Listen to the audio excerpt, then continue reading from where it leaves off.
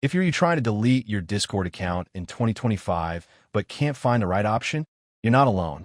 Discord's settings can feel overwhelming, and if you're managing servers, it's even more confusing. Whether you're done with gaming chats, taking a break from social platforms, or just cutting down on distractions, you deserve a clean exit. But figuring it out shouldn't take more than a few minutes.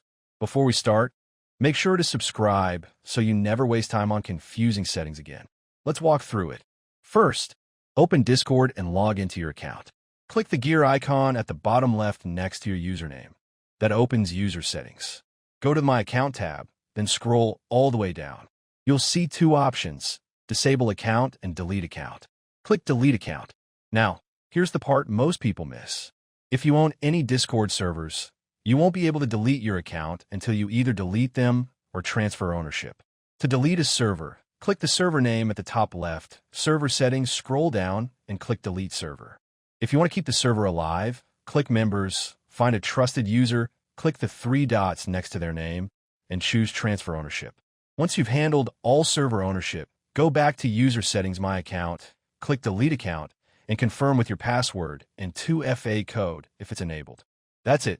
Your account will be scheduled for deletion and removed in 14 days. Just don't log back in during that time, or the process will be canceled.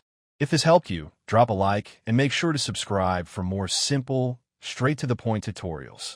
Thanks for watching. See you in the next one.